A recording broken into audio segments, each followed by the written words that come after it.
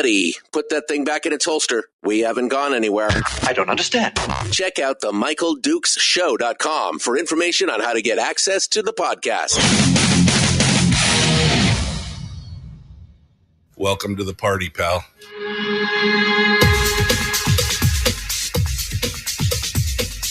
The Michael Dukes Show. The greed and the entitlement is astounding to me.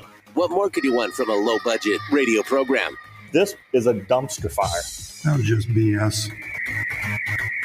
It is time to get a new perspective. We know just what you need, and we've got just the cure. Open wide and prepare for a steaming hot cup of freedom. I just don't fathom it. The Michael Dukes Show, streaming live across the world. Yep, across the world on the internet at MichaelDukesShow.com, where you'll find the audio-only live stream and the links to social media and the podcast and so much more. Might I suggest, might I be bold enough to suggest that you go onto your podcasting app and you subscribe to the show, utilizing that, whether it's iTunes, Apple Podcasts, or the Google, or Castbox, or Stitcher, or even my favorite, Spotify, to subscribe to the podcast, and you can be amongst the thousands of people who listen to the show each and every week. I was just looking back at some of the metrics, and there's a lot of you listening, and I appreciate that. We're going to hit close to 300,000 downloads in the last 12 months here on the old radio program. And that, my friends, says something. There are more and more Alaskans getting involved, and that is the best part of it. And Bill just said in the chat room, the best part is you can listen to the podcast at 1.5 times speed. So that I can sound like this all the time, and it's going to be fine. It's going to be okay. I'll just sound like this the whole time. But you can also get it done in half the time, almost. Well, 2/3 the time, anyway. But it's the only time, we call it Dukes on Demand because it's the only time you can tell me what to do, is when you're listening. Pause, fast forward, pause, go back. I want to hear that again.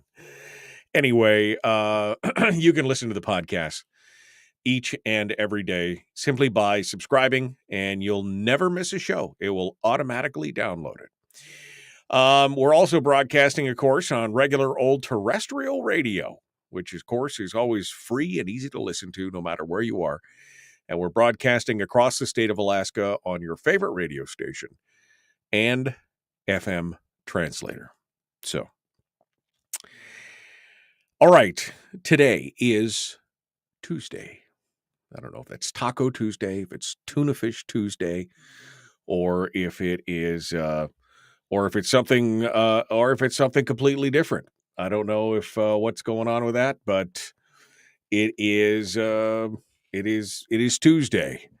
Your chance to get into the deep dive. The deep dive.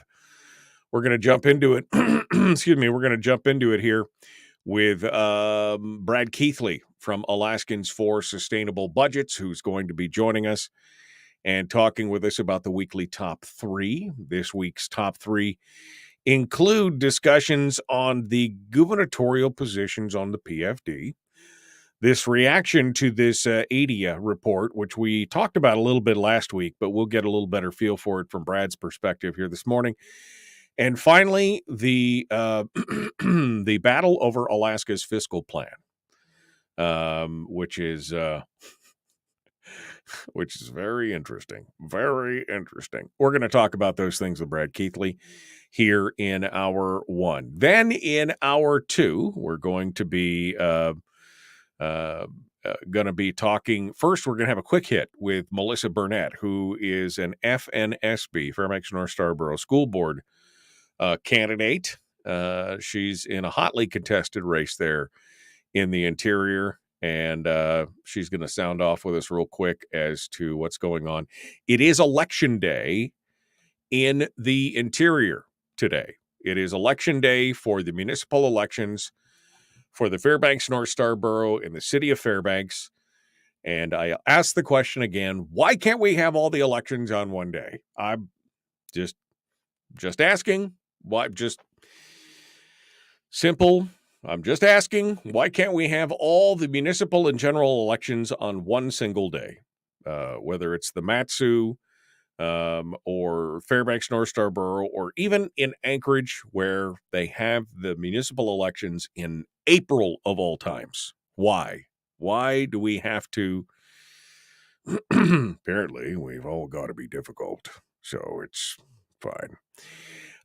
So anyway, we're going to talk with Melissa Burnett this morning, and then we will get a chance to talk with Chris Story, the man from Homer, who's going to come in and give us our weekly uplift, our weekly positivity boost, he's going to entertain us with his knowledge and wisdom of self-help and betterment. That's what it's, So that's the show for today. Now, should I tell you about the rest of this week? The rest of this week is going to be full, and we're working on the following week already. Tomorrow, Russell Wyatt will be joining us, and he's a candidate Russell Wyatt,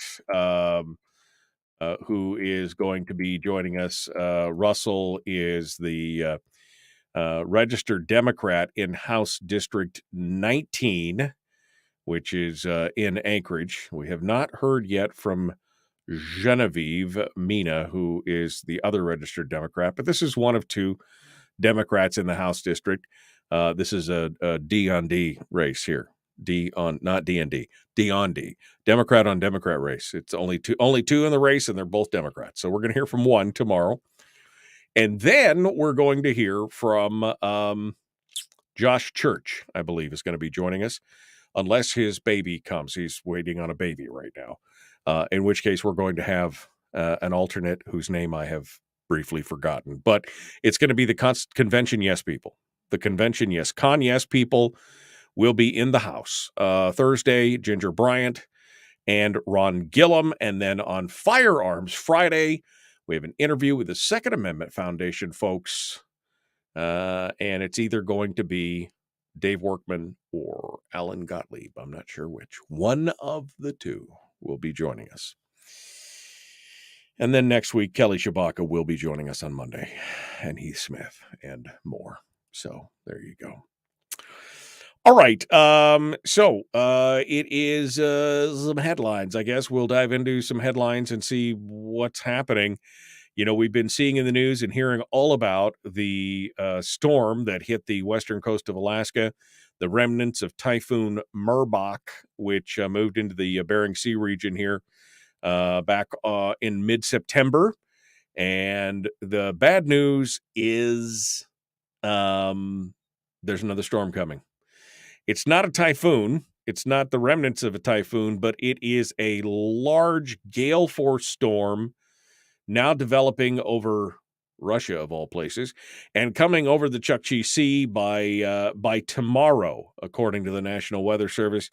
Winds are expected to increase and remain strong on Thursday and then taper off on Friday, reporting by the ADN says.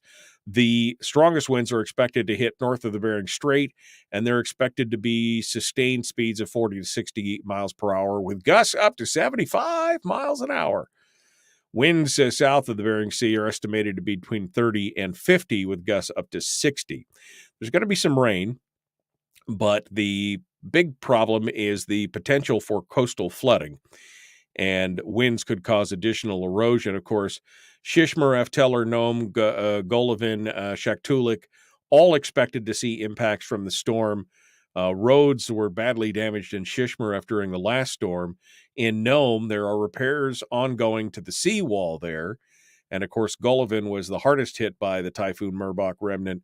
Nearly a third of the village houses were significantly damaged, and about 7 will be uninhabitable, according to reports.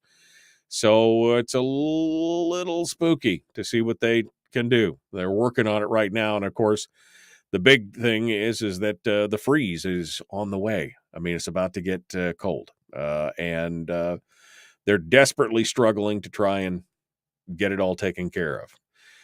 But not good news for Western Alaska, as more storms are expected to hit tomorrow.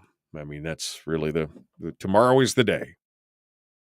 All right. The Permanent Fund Board of Trustees, after the reporting that came out from both the Legislative Budget and Audit Committee and their own report, which we talked about last week, over the firing of Angela Rodell, have now decided to replace her. Who her replacement is, I guess I should say. The Permanent Fund Board of Trustees named Acting Revenue Commissioner Devin Mitchell as the new CEO yesterday to manage the permanent fund, which is at about $74 billion right now. The Mitchell is a lifelong Alaskan, served as the state of Alaska's debt manager and the executive director of the Alaska Municipal Bond Bank Authority since 1998.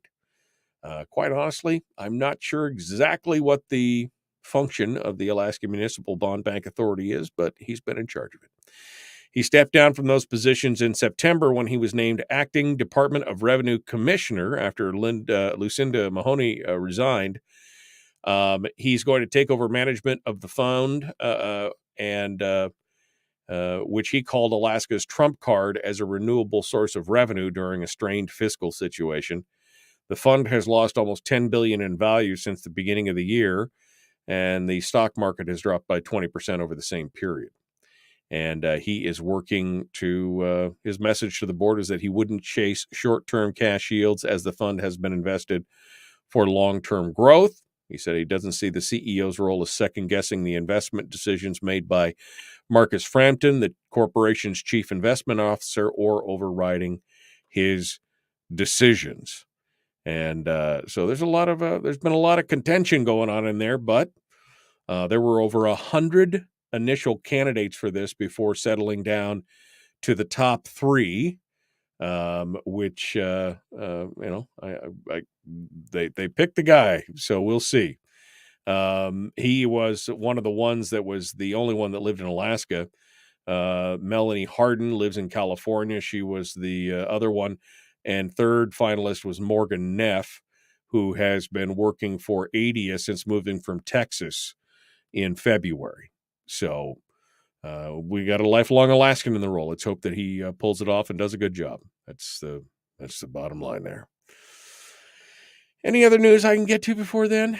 Well, we were just talking about AIDEA, I guess the fiscal plan. We'll talk about all this. We're going to dive into this with Brad Keithley anyway. So let's, I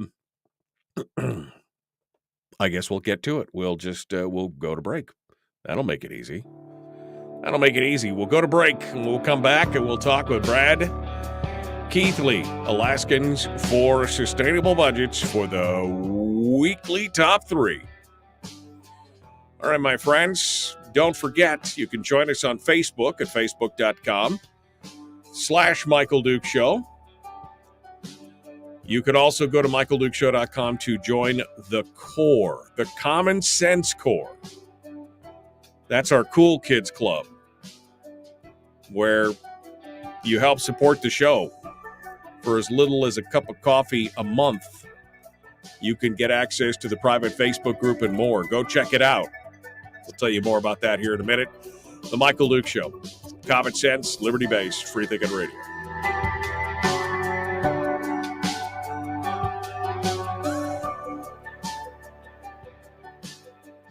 If you missed the show, you can listen to it on your time with Dukes On Demand. Oh, and it's free. Like America used to be. Streaming live every weekday morning on Facebook Live and MichaelDukesShow.com.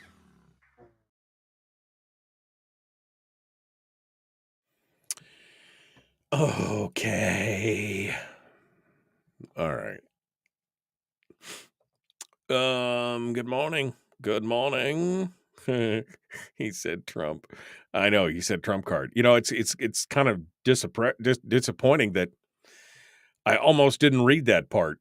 simply because it was the Trump card. I mean, because it said, you got to be careful these days, right? I said something the other day to somebody about, we were talking about some promotion or contest or something. I said, yeah, we need to make it great again. And he's like, you can't say that anymore. And I'm like, oh, God. I mean, I had no intention. I wasn't trying to say that it would, no, but you just can't use that phraseology anymore. Okay, never mind. Brad Keithley, Alaskans for Sustainable Budgets. I'm only here to crack you up, my friend. How are you doing? I'm doing great, Michael. So the solution is you just can't talk anymore. Is that how this boils out? It's kind of it, which really makes it difficult if you're running a talk show that you just can't talk anymore. So sorry, we can't deal with that right now. It's all in pantomime. Yeah, I know exactly. We just read my thoughts, and if you're offended, I'm sorry. It's kind of tough.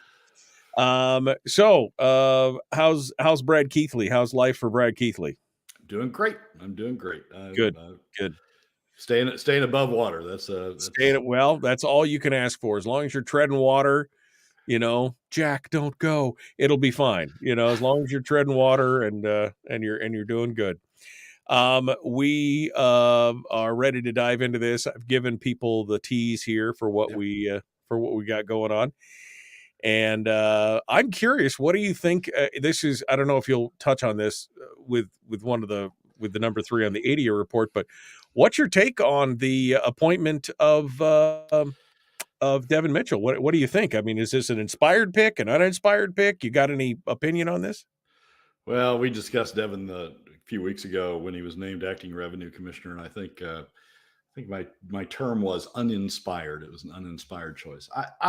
The permanent fund corporation role is different than the Department of Revenue role.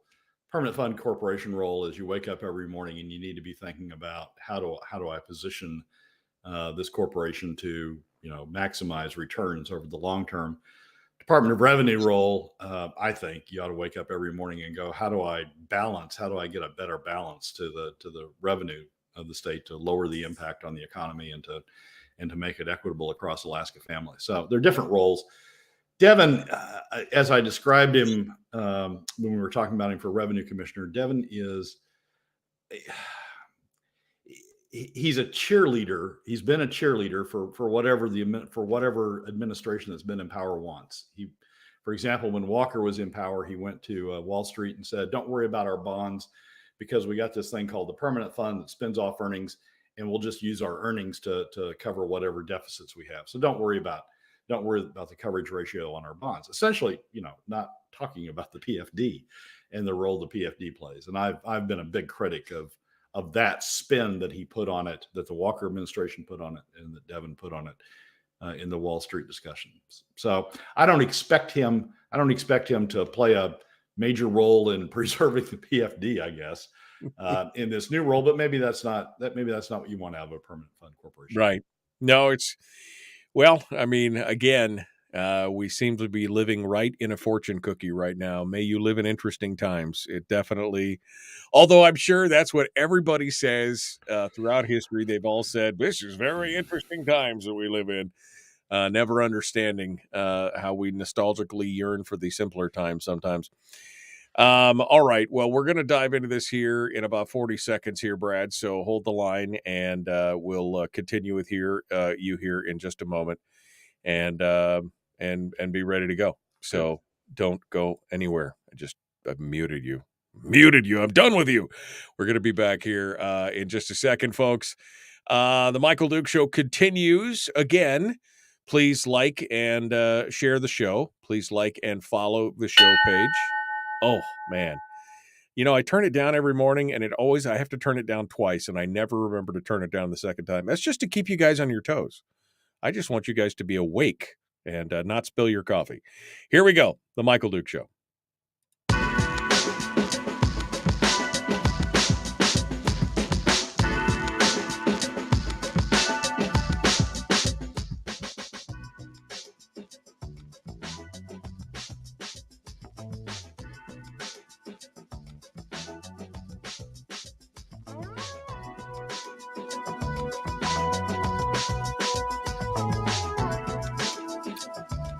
All right, we're all ready. Already.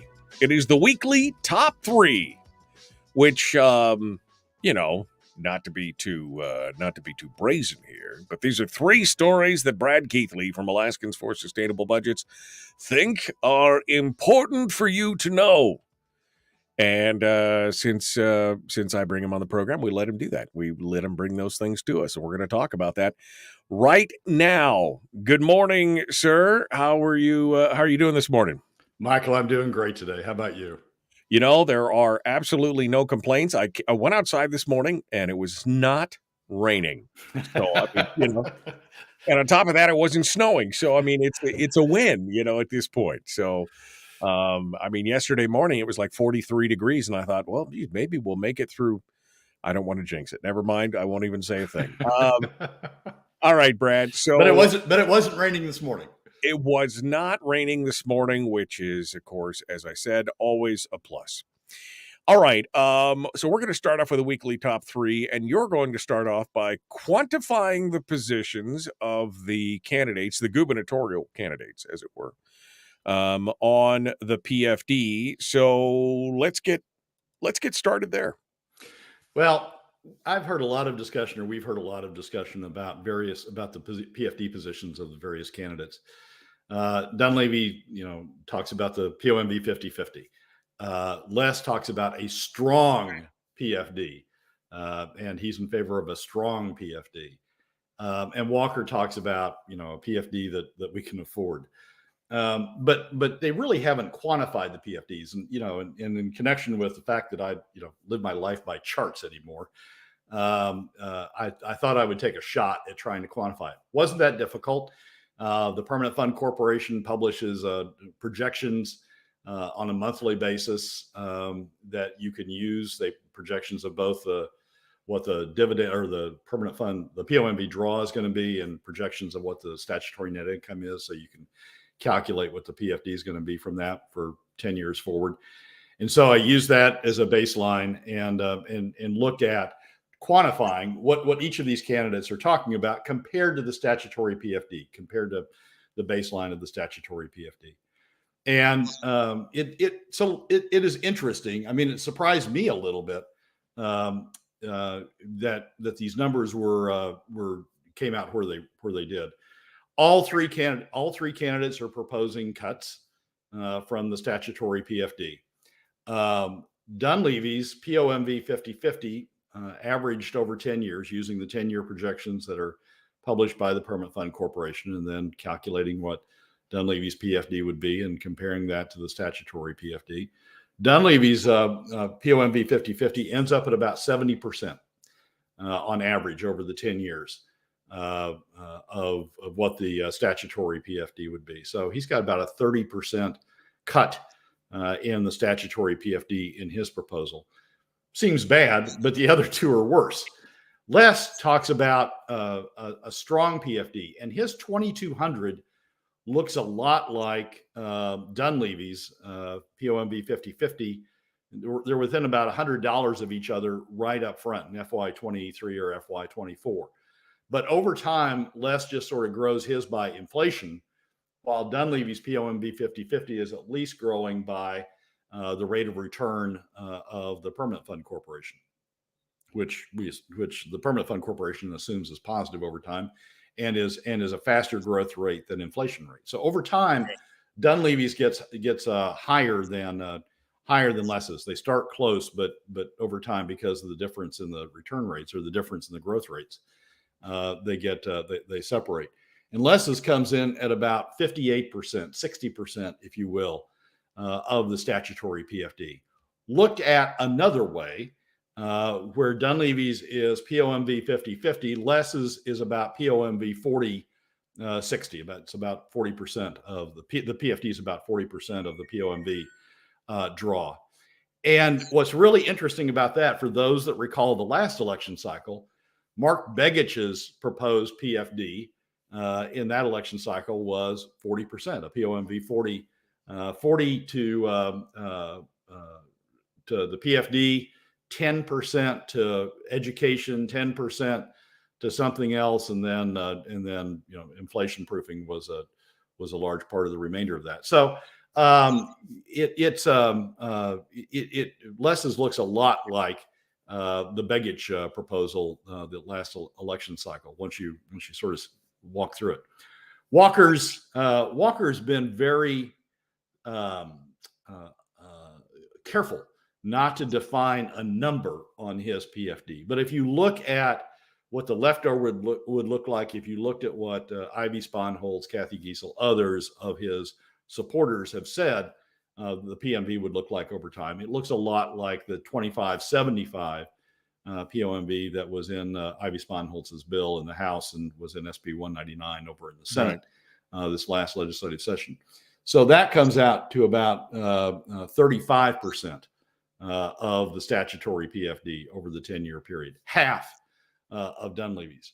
So if you believe in the statutory PFD, all three candidates, major candidates, are disappointing. I mean, they're all three at significant reductions. Dunleavy at a 30% reduction from the statutory PFD. And in all fairness, you haven't mentioned Charlie Pierce. He said he favors a statutory PFD, although there's no, I haven't seen a fiscal plan as to how that will work out. But so assumingly you could say that the blue line is Pierce at this point, because that's the only plan that it's the only thing he's really put forward is that he would support a statutory PFD, right?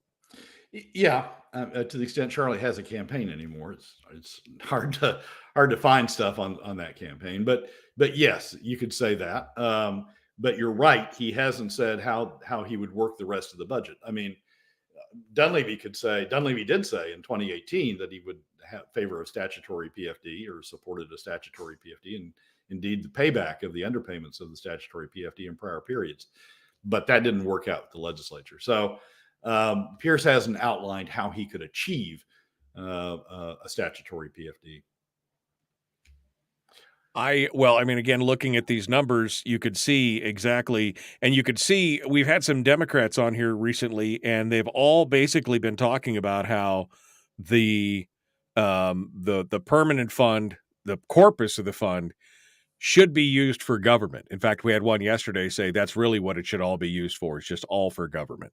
And you could see that here in these numbers and in this graph that I'm showing up on the screen and in the numbers you just talked about, that you could see more and more they're looking to gather more and more for government. And I would say that this chart is misleading in one way, because I don't think that by the time we reach 2030, there would be any PFDs left for the people. I think it would all be sucked up by government at that point.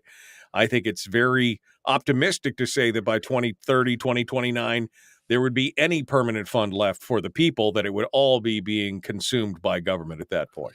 Well, it's certainly, I mean, that's certainly a possibility, but at least Les is saying he would fix it at 2,200 adjusted by inflation over time. I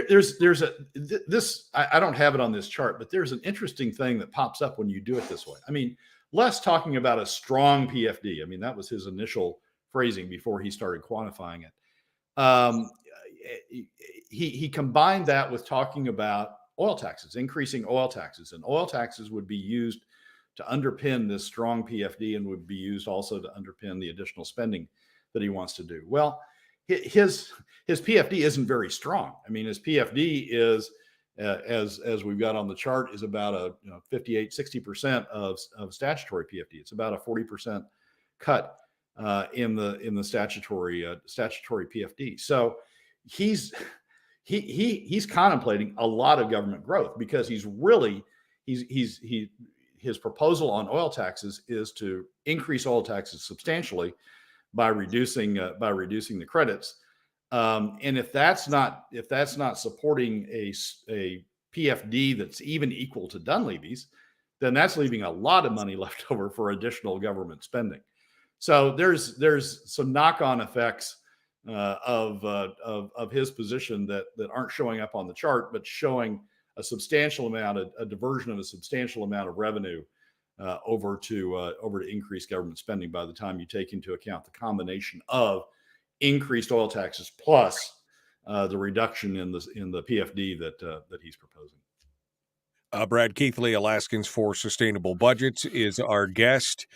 I guess this gives us a good snapshot of what we would be expecting from governors in this regard. Have any one of them given us a certain fiscal plan that would achieve these numbers? No, Les would tell you that he has because of the increased oil taxes. But 2 years ago we had a ballot measure on increased oil taxes that failed 58 to 42, failed by 16%. So the achievability, the honesty, the likelihood of achieving those oil tax increases that he's talking about is very low. And so the likelihood of having the revenues needed to support both his spending and the PFD he talks about is very low. And so the likelihood of even deeper PFD cuts from his administration, if he goes through with the spending, is much more likely. So there's his complete fiscal plan really leads you to be, because it's so dependent on oil tax increases, really leads you to be uncomfortable about the ability to achieve these PFD levels. Right. Walker's is I mean, the good and the bad of it is Walker's probably accurate in what he would be able to achieve in PFDs, but it's because he's cutting the PFD so deeply and diverting so much over to government spending, to support government spending, that there, as you pointed out, there isn't much of a PFD left, and maybe even less of a PFD by the time we get to 2030. So the Walker's fiscal plan sort of works, but it works because he just cuts the PFD so deeply. Right. Dunleavy's fiscal plan is highly dependent on being able to restrain spending. If you look at the 10-year forecast, adjusting the spending levels for the changes that were made in the last legislature, the long-term changes that were made in the last legislature, and adjusting them just for inflation, Dunleavy slips back into deficit with these PFD levels. Dunleavy slips back into deficits by the end of his 4-year term, using current oil price projections, the current futures market. So there's also significant questions about the achievability of his. Can he, even if he holds spending at inflation, just inflation, growth to inflation, he slips back into deficits. He has to reduce, in order to balance the budget, he has to actually reduce spending. And that's something, frankly, that he hasn't done over the course of the 4 years. He did it the first couple of years, but these last 2 years, when you take into account the supplemental spending that occurred for FY22 in this last legislature, as well as the FY23 spending, it just blew out any savings that he had achieved over the first 2 years. So his credibility in terms of being able to even hold spending at inflation is very low, much less needing to have real cuts in spending, real as against inflation, real cuts in spending. The credibility of that's fairly low. So, well, I guess it makes it for either an easy or difficult decision, depending on how you look at it and where you stand on the PFD and government spend. We'll have to see how that works out. Brad, give me a tease for number 2 here, the AIDEA report. So AIDEA has Salmon State. Greg Erickson and Milt Barker did a economic report on AIDEA for Salmon State. AIDEA's disputed the report. There's a reason why the returns are so low that Milt and Greg found. I think they're more correct about their returns than AIDEA is. But we'll talk about the factors that are going on and why that report looks the way it does when we come back from the break. All right, Brad Keithley, Alaskans for Sustainable Budgets, is our guest. We're going to continue with him here in just a moment. Don't forget, you can join us in the chat room during the break if you'd like. The way to reach us is just easiest. Go to Facebook, facebook.com/Michael Duke Show, facebook.com/Michael Duke Show, or twitch.tv/Michael Duke Show. Either one of those will get you right to it. We're going to be back with more right after this, The Michael Duke Show. Common sense, liberty-based, free-thinking radio. Brad Keithley, our guest.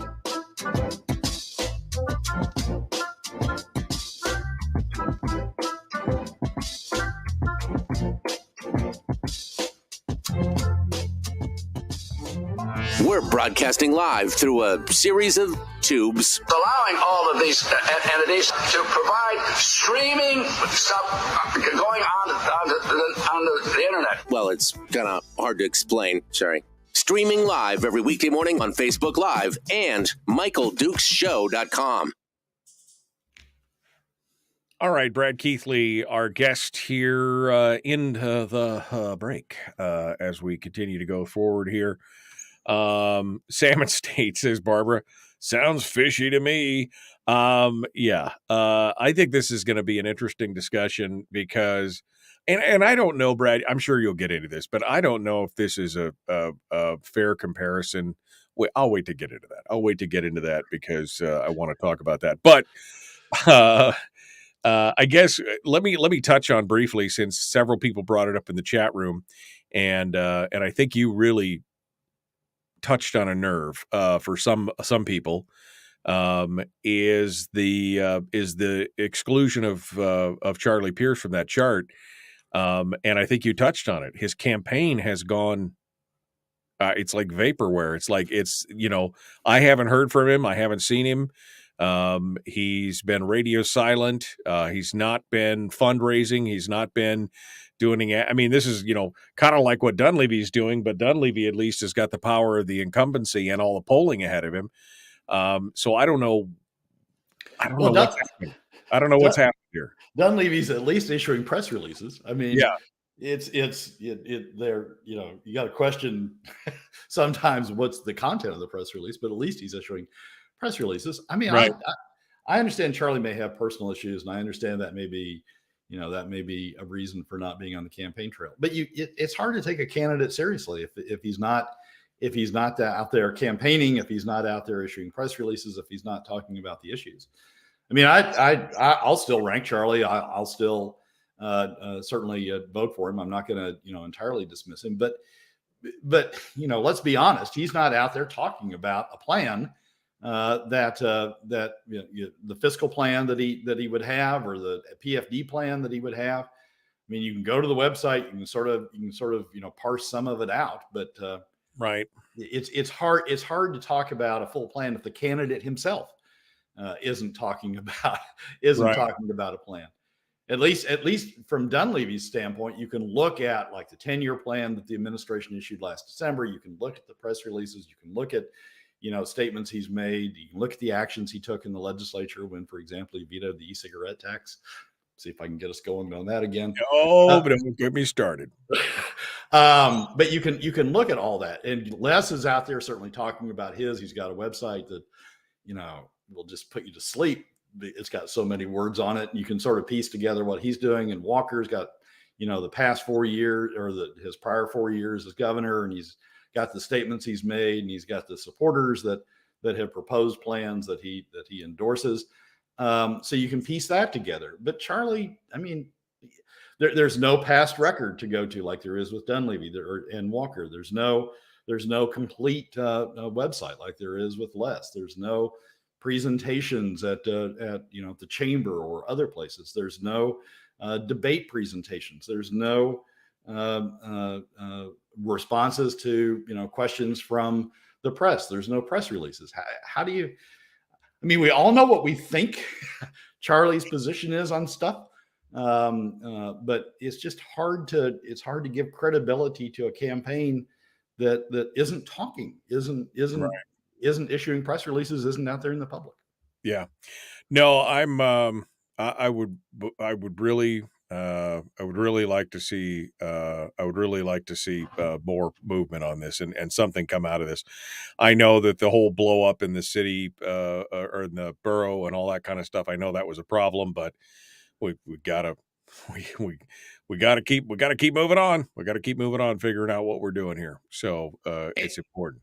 And if somebody wants a proxy on that chart for Charlie, okay, use the blue line. But then the question you ask, how realistic are these?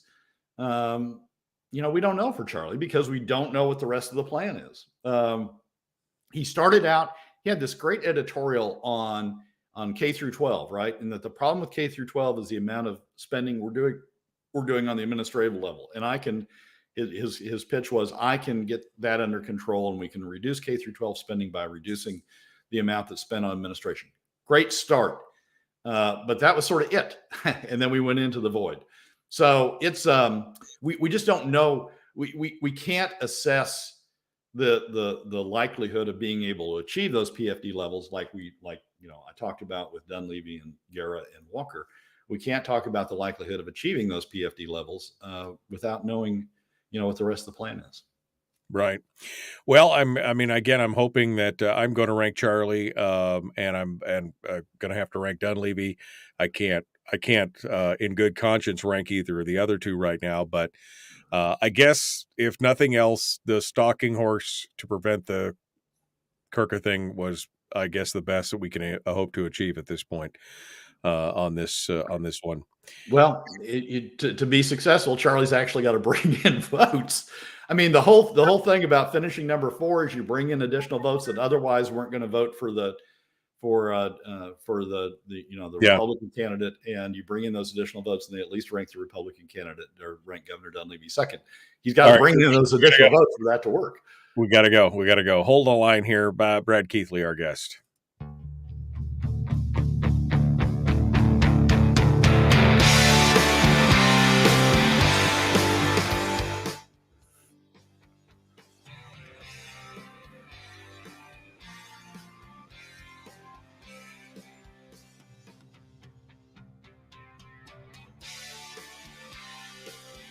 Brad Keithley is our guest, Alaskans for Sustainable Budgets. We're continuing now our discussions, the weekly top 3. Right now, it's the AIDEA report. Salmon State put out a surprise report, on AIDEA's actions. And I guess the first thing I got to say, Brad, I tried not to say it during the break because I thought, you and I have talked a lot about this in-state Alaska investment and all these kind of things and how it's kind of a boondoggle for the permanent fund. But AIDEA is a funding source for businesses, usually as a loan bank and other things that has allowed it. And so I did think that in one way, the Salmon State's report and I'm sure you'll get into this, of comparing the returns on investment for AIDEA to the permanent fund, we're kind of an apples and oranges comparison because they're not necessarily designed to do the same thing, but there were some interesting things. So give me your take on the report here overall. Well, they're not designed to do the same thing, but I'm not sure what AIDEA is designed to do is a good thing, or how it operates with what it's designed to do is a good thing. Here's the fundamental problem: AIDEA is never, ever, ever, ever, ever going to produce the kind of returns that the permanent fund does, for one reason. There's no, you create additional jobs. You say your role is to create additional jobs. Okay. So you create additional jobs. You say your role is to create additional economic activity, additional investment, additional, profits to the private sector resulting from those investments. Okay. You do that. You do a great job at all that. The state gets no return out of that. We have no return on additional employment. We don't even tax sales, but we don't tax income. There's no return that comes to the state out of additional employment, out of additional people in the state, additional employment in the state. In fact, it hurts the state to have additional people in the state under our current fiscal structure. There's no significant return that comes to the state out of additional economic activity. And additional investment and additional business and additional profits in the state, because we have a fairly slender corporate tax, and it doesn't generate a lot of revenue from that. So AIDEA, because it focuses on things that don't produce returns to the state, is always going to be deficient when you compare it to the permanent fund, because the permanent fund's out there taking its capital, investing it, getting returns on its capital, on its equity investment. AIDEA is not trying to achieve those sorts of returns they're trying to achieve returns in other ways in terms of additional employment or additional economic activity. And you're just not going to get, you're just not going to, under our current fiscal structure, because we don't generate revenues off of employment or off of additional profits, you're just not going to get the same type of returns out of AIDEA. So this study was a foregone conclusion from the outset, because you're not getting the same sort of thing. You're not getting the same. You're not getting returns back to the state out of the type of activity that AIDEA's trying to generate. I will say this, that I think this study sort of resurfaces things that we talked about before when we had the grain silos in Valdez, or when we had the barley project, or when we had the fish processing plant, now a church, in South Anchorage. AIDEA has a very hit and miss sort of history. It sometimes hits good on projects. The project up in Nome with Tech Cominco is a good project. They've gotten good returns off of the road that they built up there, that they financed up there. But they sometimes have very bad projects as well. I mean, we've got $10 million now tied up in bids for ANWR that are never ever going to go anyplace. But we've tied up money up there as opposed to putting it to more productive use. So it is hit and miss. And the problem I have with AIDEA, and the problem I would have if the permanent fund tried to duplicate what AIDEA does, which is come in the state and try to generate economic activity in the state, what some people want the permanent fund to do as well. It's not producing returns. We're taking state money, investing it, but not getting returns back to the state. The returns are generally going to the private sector in terms of additional employees and in terms of additional profits for the private sector. We're sort of subsidizing those activities by using state money. But second, it's hit and miss, and to some degree that's because it's politically driven. Politics drove, we want a fish plant in South Anchorage. Politics drove, we want a barley project. Politics drove, we want a grain silos in Valdez. I mean, we have these political agendas that get mixed into sort of an industrial policy, a state industrial policy, where we're subsidizing, some industries, trying to make them winners as opposed to losers. And that's always going to be sort of hit or miss. So it's identifying, the problem that we have with AIDEA in terms of being plus or minus politically driven, being plus or minus, its role being to subsidize industry. I've always sort of accepted AIDEA as that's just what it's going to do. We want to have something that we say sets industrial policy for the state. And so we've got AIDEA and we're going to put some money into it. Let's just not put a whole lot of money into it, and not have a whole lot of money go down the sink. And let's not have the permanent fund duplicate what AIDEA is doing and bring additional money into those sorts of projects. Let's just sort of keep it confined to AIDEA. I've never gone so far as to say we ought to just do away with AIDEA, because it has had some successes, and maybe we need some outlet for those people who want to try to generate jobs at a state level, try to generate jobs. But let's just keep it confined. But anyway, I think the report is accurate in the sense that AIDEA is not going to produce those sorts of returns. It's never going to produce those returns, and it's sort of foolish to think that's what it's ever going to do. Like I said, a little bit of apples and oranges there. I mean, it was, it's true, but it's not necessarily true in that regard. All right, let's come to the number 3 quickly here, which is the battle over Alaska's fiscal plan. Larry Persily has a piece. I mean, God love Larry Persily. He can write.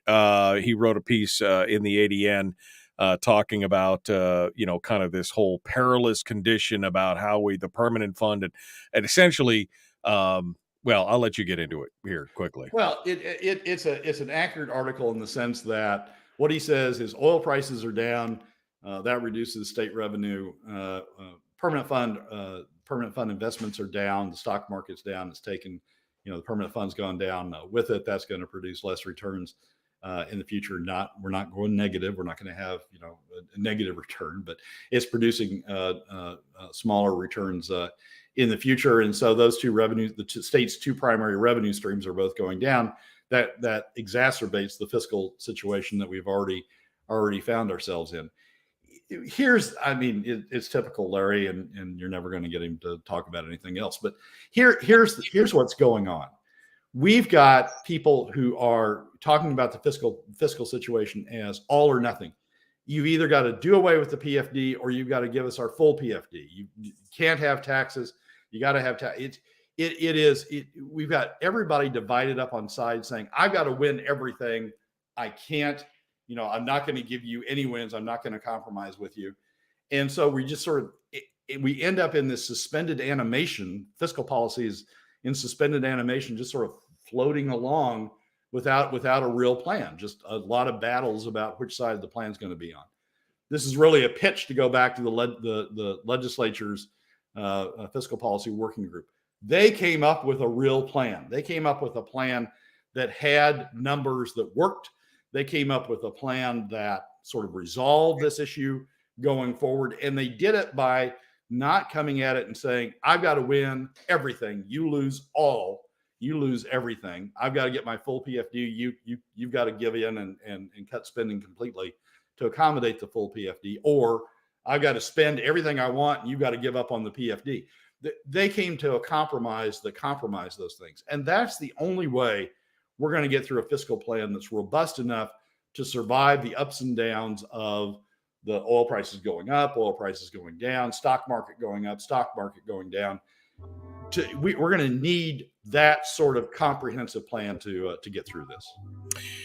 Well, we've talked about it. I mean, it's a plan. It's one that both sides came together on and kumbaya'd on. Unfortunately, the business as usual crowd doesn't want to talk about it. And we'll have to see what the makeup of the legislature looks like after November to get a feel as to whether or not that's going to come through. Brad, thank you for coming on board as usual and joining us. We appreciate you being part of it. Thanks for being with the show today. Michael, as always, thanks for having me. All right, folks, hour 2 is dead ahead. We're going to be talking with Melissa Burnett from the Fairbanks North Star Borough for running for school board. We're going to have a quick hit with her, and then we're going to dive into it with Chris Story for our weekly uplift. That's all directly ahead. The Michael Duke Show, Common Sense Radio. If you got to go, be kind, love one another, live well. Let's go. We'll see you.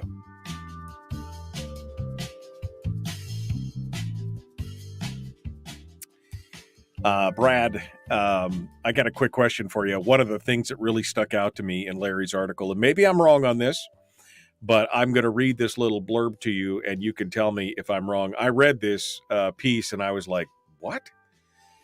Larry says that uncommitted fund balance of $3.6 billion in the earnings reserve is what he's talking about. That uncommitted fund balance isn't all that much when you realize stocks and bonds and real estate values could continue falling, cutting deeper into that number. This is the money that's available in the earnings reserve.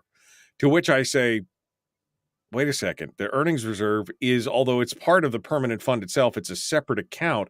It's not affected necessarily by the losses in that regard because it is the earnings that are spun off into that account.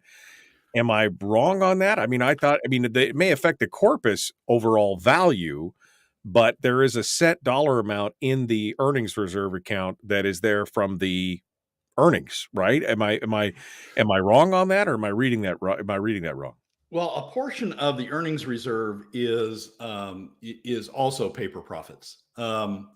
And it is the paper profits on the balance that's in the earnings reserve. So you've got some paper profits that are in there. We do a report. I do a chart once a month at the end of the month, toward the end of the month, that looks at the earnings reserve and divides it into the portion that's already appropriated, that's already, designated to be going to certain uses, the portion that's hard cash, and the portion that is that's paper profits, and there is a portion in there that's paper profits, but it's not the full 3.5 billion. I can't recall what the last numbers were, but it's not the full 3.5 billion. So Larry's in part overblowing the situation because of that. But it's not as simple as there's no paper profits in the earnings reserve. There are some in the earnings reserve. The only reason I ask that is because it seems like a lot of times we had a candidate on yesterday that did not understand the difference between the permanent fund and the permanent fund dividend, the differences in the funds themselves, and couldn't really answer the questions as to. And so I think that, again, there's a lot of misinformation, or in some cases malinformation, that it kind of is being spread that is bugging people, and I think sometimes it's intentionally meant to confuse. Yeah, it's there is a surprising thing about the earnings reserve. If you look at that we need to keep in mind. If you look at the earnings reserve up until June 30th, July 1st, through the last fiscal year, the amount available for appropriation, the undesignated amount, the amount that was sort of our savings, our final savings account, was higher. It was above $7 billion, and now it's down at $3 billion, and that's a big step down, down into a lower level. And what happened was, in the last legislature, one of the things they appropriated a full amount for the inflation proofing, which they hadn't done in a number of legislatures before that. So we were sort of carrying this additional amount in the earnings reserve that, had they done full appropriations for the inflation proofing, would have already been out of there. But because they hadn't, it was sort of sitting in there, and was a number that helped inflate.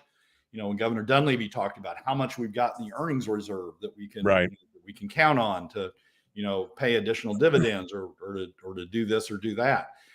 It sort of inflated that number by sitting in there. Now that they've appropriated in this coming fiscal year, or in the current fiscal year, now that they've appropriated to the inflation proofing, it's taken that number down, that float number down to the $3 billion range. And frankly, that's not a lot. If you assumed, for example, 3 years of crashed oil prices, 3 years of down earnings, reduced earnings in Wall Street, and so the permanent fund draw, the POMV draw, was starting down, and no adjustments to spending, that we have to have all this stuff, so we keep spending. The only place to go, we've ran through the SBR, we're largely run through the CBR. The only place left to go is the earnings reserve. Right. And $3 billion is, keeping in mind that we've run through $15 billion in the last decade of saying, it's going to change tomorrow. Right. $3 billion isn't much when you think about it in that context. Brad Keithley, Alaskans for Sustainable Budgets. Brad, thanks for sticking with us on this and finishing up. We look forward to seeing what happens next week. Yeah, it'll be an interesting week, as it always is during a campaign cycle. Maybe Charlie will come back. Maybe we'll hear from Charlie. Fingers crossed. Fingers crossed. We'll see what happens. And then maybe I could do a fiscal analysis of Charlie's plan. His plan, right? Exactly. All right, Brad. Thank you so much for coming on board. We appreciate you joining us today. Michael, as always, thanks for having me. All right, folks. Brad Keithley, Alaskans for Sustainable Budgets. In the green room right now is Melissa Burnett. Let's bring her on board and see what she has to say this morning. Test her audio, video, everything else. Good morning. How are you? Good morning. I'm great. How are you, Dukes?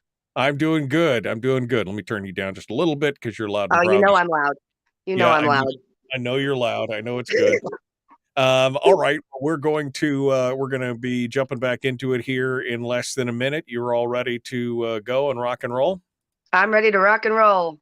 Okay, Melissa Burnett for School Board is who we're talking about today, and who we're dealing with for, like I said, a little bit of a quick hit here, 15 minutes or so, and we're going to talk with her here in just a second. And of course, don't forget, today is election day for municipal elections here, and I guess down on the peninsula too. So anyway, it's a good opportunity for folks to go out there and exercise your right. So hold the line here, Melissa. We'll be right back to you, and we will be fine. We'll be fine with this, folks. Like and share, like and follow the show page. And make sure that you subscribe, ring the bell on YouTube, do all the YouTubey things and the Twitch things and all that stuff. And don't forget to check us out on Patreon, patreon.com/Michael Duke Show. All right, here we go. Common sense, liberty-based, free thinking radio. Let's get it done.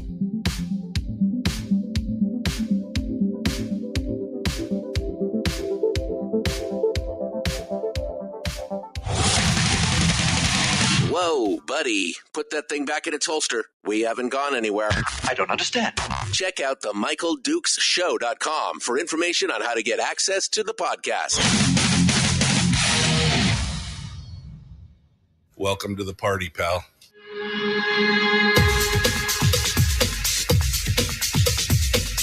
The Michael Dukes Show. The greed and the entitlement is astounding to me.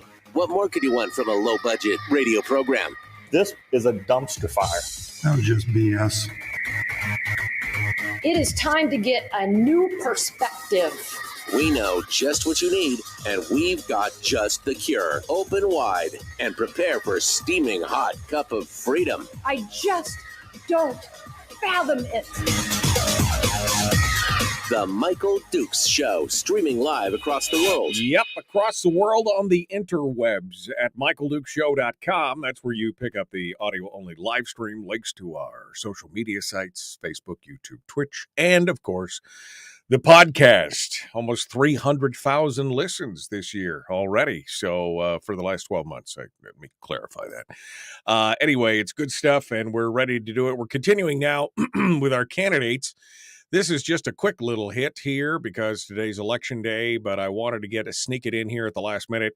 I've been meaning to do this, and I have not. I wanted to talk with my friend Melissa Burnett, who is a candidate for school board in the Fairbanks North Star Borough, which has been experiencing a bit of a tug of war between the left and the right over the last, 7 years since I left. I watched it as I left the borough assembly. I started a pretty balanced borough assembly. When I left, there was only 2 conservatives left on it, and it's kind of been that way, ever since. It's been a struggle to try and find some more balance. Melissa is running for school board in the Fairbanks North Star Borough, and she is trying to bring that balance to the program. So let's go over to her this morning and get things started and say good morning. Good morning, Melissa. How are you doing this morning? Good morning. I am Peachy Keen Jelly Bean. How are you, Dukes? I'm doing good. I'm all ready to talk a little bit about it. So for folks who don't know you, let's talk a little bit about Melissa Burnett, who you are, where you came from, and then we'll go on from there. Yeah, so Melissa Burnett, running for school board seat D. I've been in Alaska for 16 years. I'm not born and raised. I came from Michigan, but moved here 16 years ago, and let me tell you, I found a home. I got 3 kids here in our district, and honestly, if you've ever listened to a Fairbanks North Star Borough School District school board meeting, we got a very divisive board. It's constant battles. They don't listen. The community here feels that just everything that happens is not at their whim or not at their will. And it's time to stop that. It's time to bring it back. Our community is very important. Our parents are important. Our teachers are important. And it's time to focus on the things that are important, like our reading, our writing, our math, and not some of this nonsense. I mean, our kids are kind of paying the price here. Right, exactly. Let's talk for a second about what, you're a busy lady. You got a lot of stuff going on. You got kids and everything. When exactly did you lose your mind and decide that, I really need to jump into this thing called politics because, I don't have anything else going on. What was the turning point? Was there a one issue? Was it a cumulative, buildup? What was it? It was actually kind of an accumulative thing. Like you said, it's not like I don't have a million things going on, right? I'm a hockey mom. I got radio. I got all kinds of things happening. But it started with my son. My 14-year-old, he's a type 1 diabetic. He was diagnosed 3 years ago now. And it's been a constant battle to keep a nurse in the school, and not just nurses, but to get teachers and to get the counselors and everybody to just follow the 504 and the IEP plans. And it's hard for our teachers to concentrate and focus on our students that have these special needs when they're sitting with enormous class sizes. So it started with the diabetes. it continued on when our class sizes started growing. We started losing our teachers. Then COVID kind of came around. And, at the beginning, everybody was scared. Nobody really knew what was going on, but we kind of figured it out, right? And all of a sudden, things started not to add up and make sense. And still, we're closing down schools, and we're doing all kinds of things, and our kids are paying the price.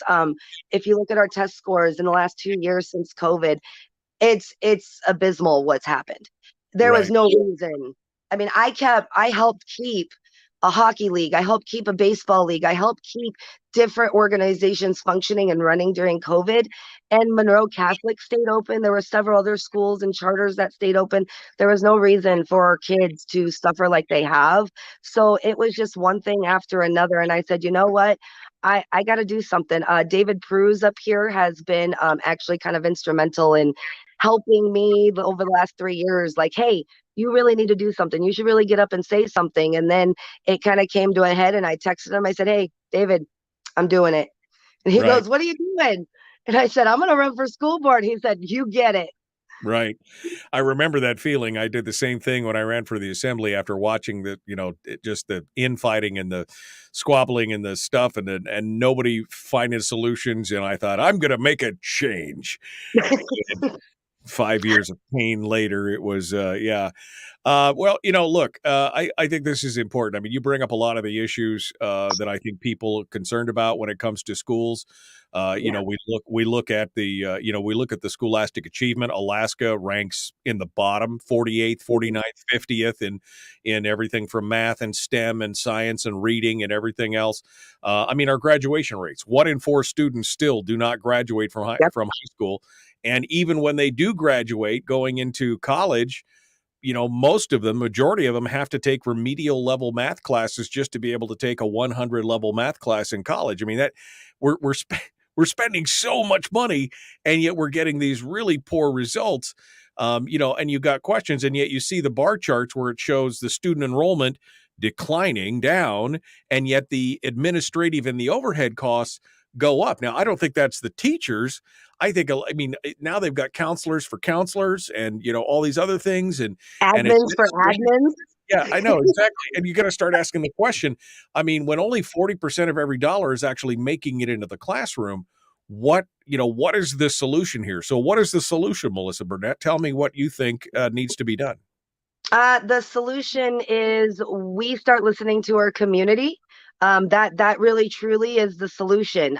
We need to start listening to the people who are putting the kids in school. When we do that, the kids come back, and that increases our dollar.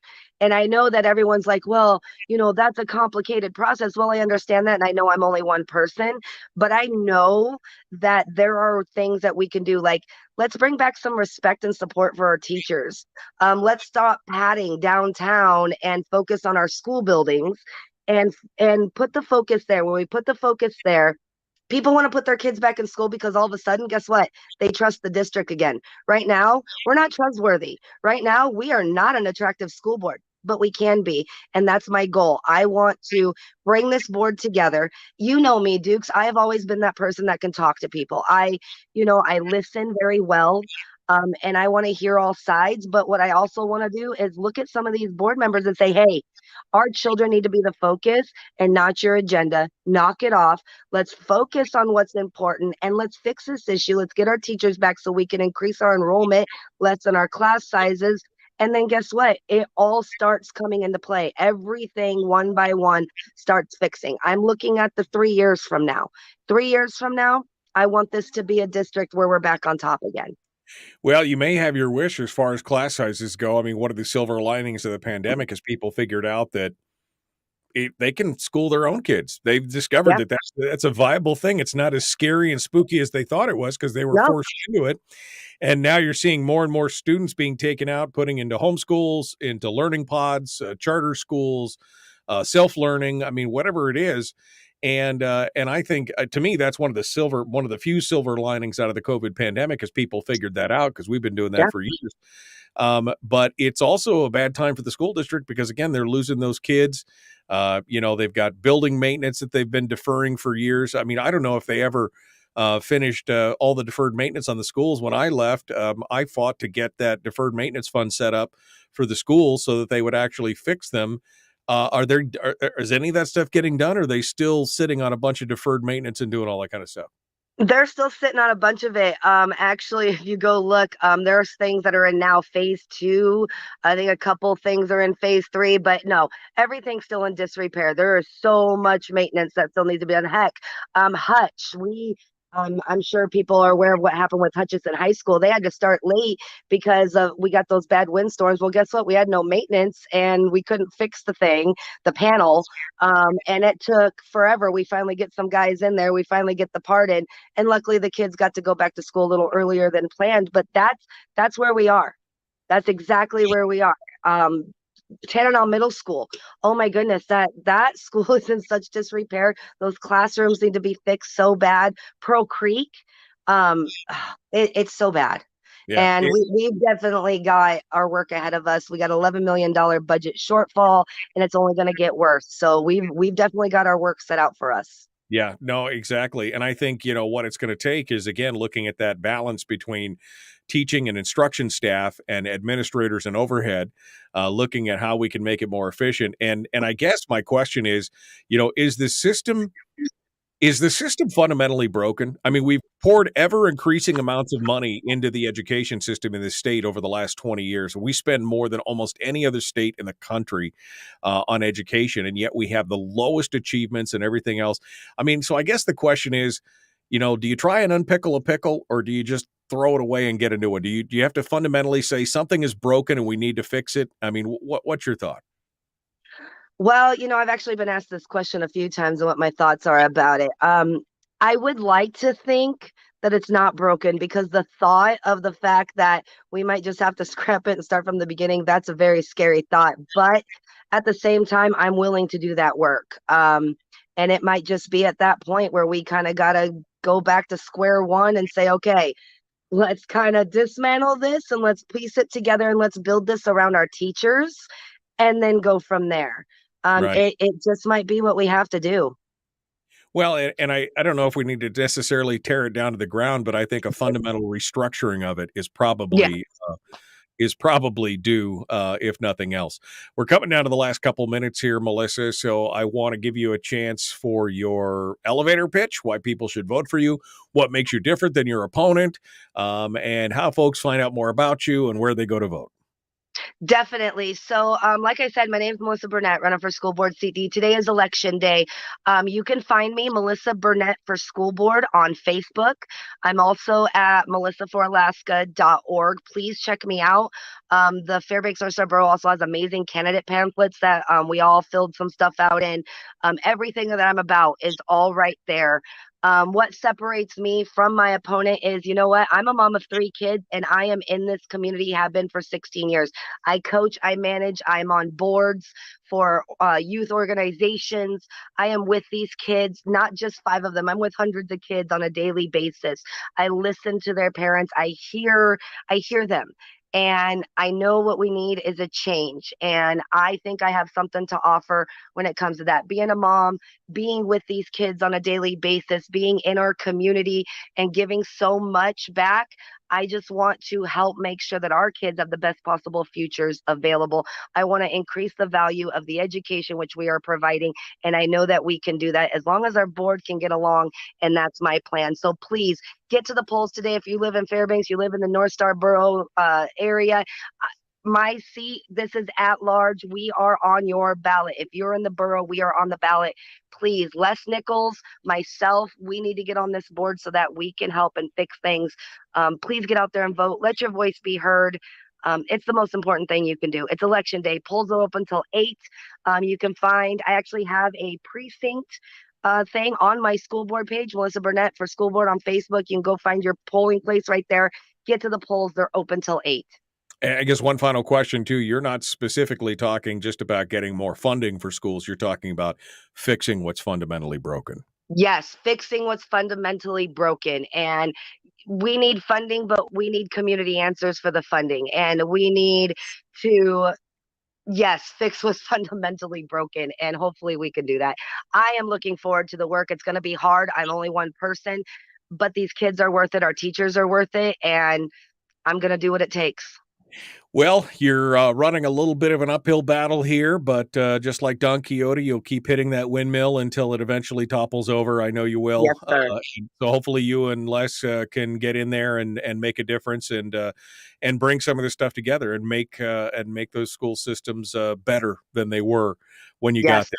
So, Melissa Burnett, Fairbanks North Starborough School Board for District D. Again, all those seats are at large, just like the assembly seats. They have They have letters next to them, but it doesn't matter. Everybody votes for everybody. So, Melissa, thanks for coming on board this morning. It was good to talk with you. Thanks, everyone. Thank you, Duke, so much. I'll see you later. Bye. Good luck with that, and we will talk with you here. We'll talk with you later. Melissa Burnett, our guest here this morning. We are up against it. And that means we're going to jump. Chris Story, the man from Homer, is coming up next. The Michael Duke Show. Common sense, liberty-based, free-thinking radio. We will return with more here in just a moment and get that life coaching lesson we've been looking for. That's up next with Chris Story. Common sense, liberty-based, free-thinking radio.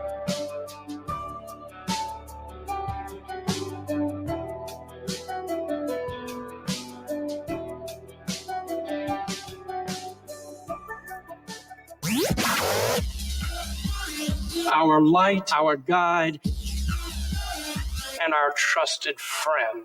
Michael Duke Show.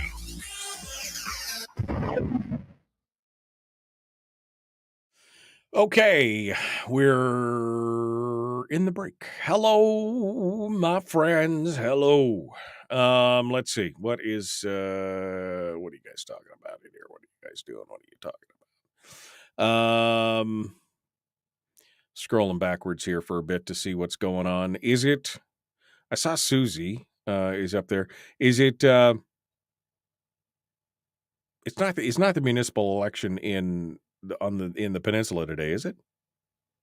I guess bad me, Peninsula Clarion.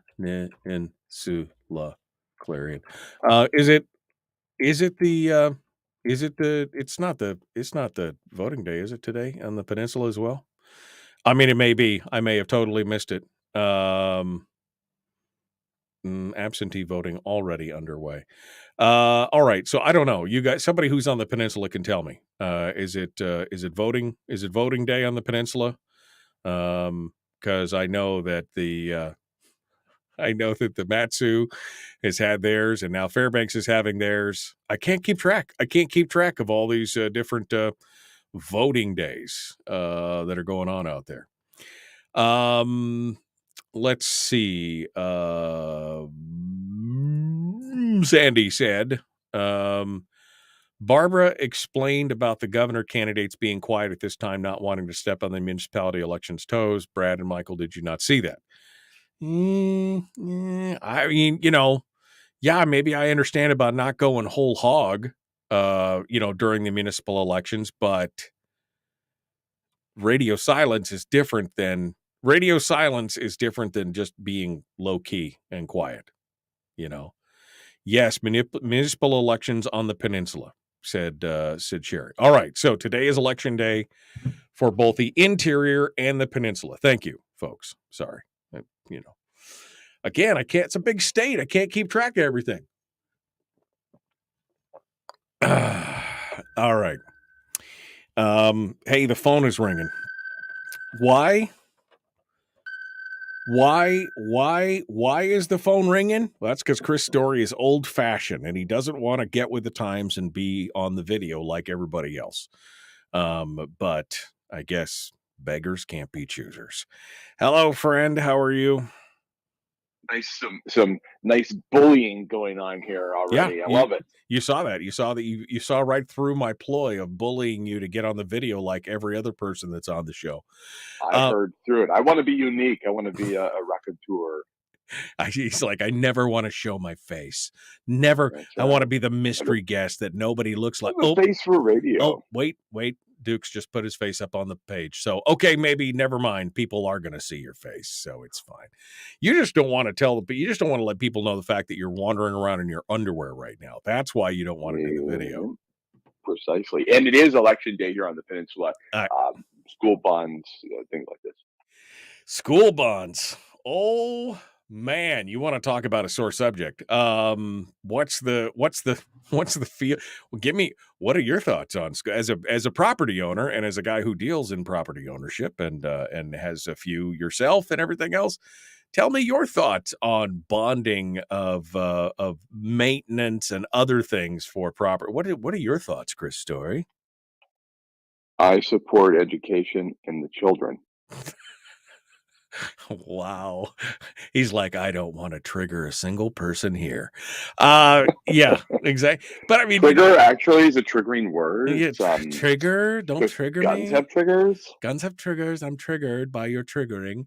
Hey, what's your thought on the coalition against the Constitutional Convention? What's the one thing you think that coalition against it wants to stop the Alaskan people from amending their constitution for? What's the biggest? Well, I don't know if there's one thing. I think they definitely don't want to see the PFD enshrined, and I think that there's a big chunk of them that want to make sure that abortion remains legal through the privacy clause. I think those are the two big things that are driving it right now. All you have to do is look at the people who are supporting the Defend Our Constitution group, which is the anti-con group. Just look at the people who are supporting it. Just look at the co-chairs. Just look at, I mean, you could see it all. You could see it all. And the funding. Do you want to talk about this before we jump into a feel good segment? Or no, okay. No, I'm right. just not hearing the Hold on. bumper. All right, hold on.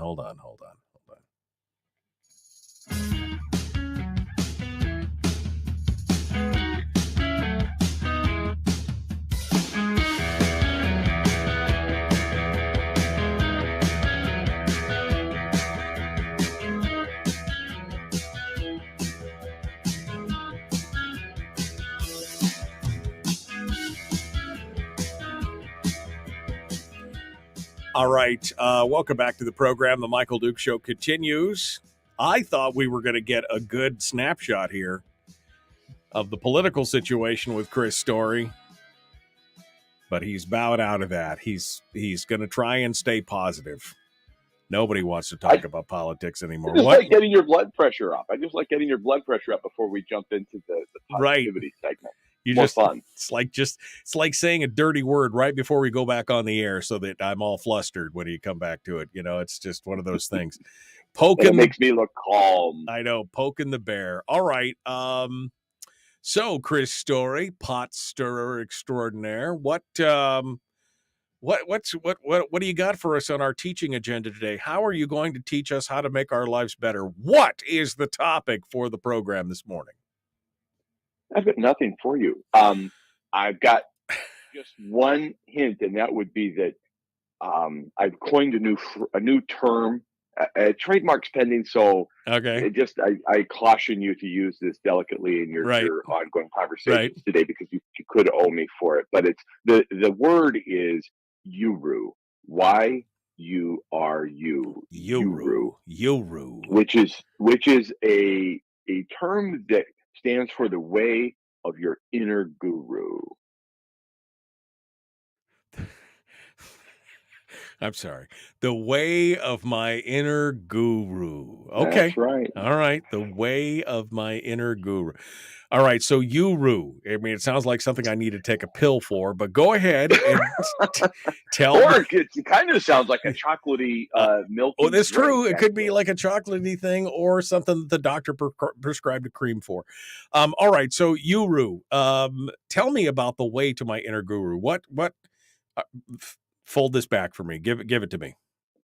I was thinking, I was reading, just reread a little book. It's a short little book. You could sit and read it in one sitting. It's called Do the Work by Stephen Pressfield. And he's the most infamous for having written The Legend of Bagger Vance and another one called The War of Art. A lot of people know. But anyway, he said something really profound. He said, if you were to take up residence as the only human being on, say, Venus or Mars, you'd take with you your inner doubts. You could be the only person completely on this one planet, 1 trillion light years from where we are today, and yet you'd have inner doubts. You'd be all alone, and yet you'd have that bully within asking this question, the all-important question: who do you think you are? Oh, you think you can succeed, huh? Oh, you think you deserve abundance, or oh, who do you think you are? That is inside every single person, whether they admit it or not. Every single person has self-doubts.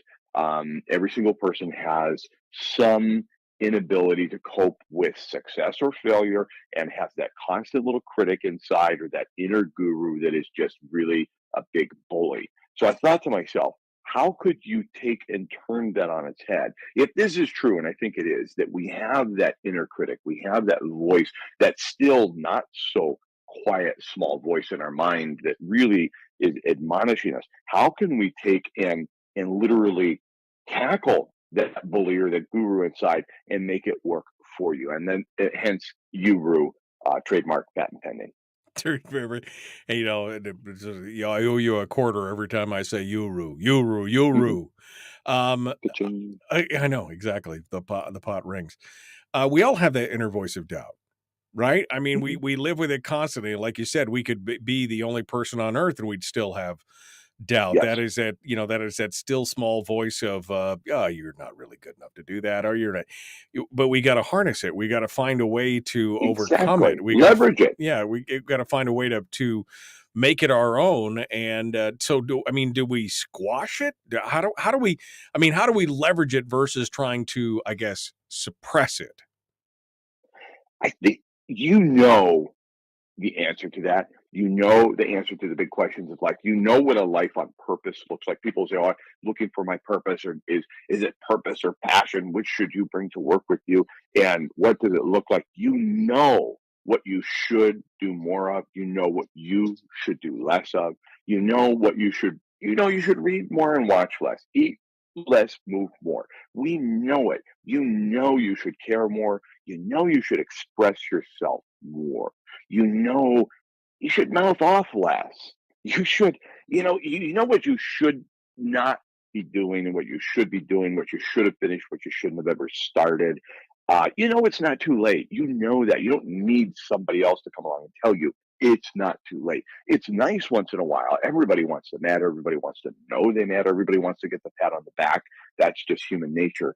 But I think to really harness that inner critic or that inner voice, or tackle that inner bully and make it work for you, is simply to get still. We talk about that still small voice. Get still yourself and listen and observe and notice what comes up, and notice what those thoughts really are pointing you towards. And if I'm right, and I think I am, your intuition isn't an accident. Your intuition, this inner guru, isn't there by mistake. It's there on purpose. But you have to quiet the bully and just listen to it for a little while, and it will, I think, exhaust itself to a point where then your inner knowing and that inner guru inside of you will be able to shout it down or talk a little bit more loudly than the bully, and you can start to listen to that and listen to your intuition more. Your gut knows.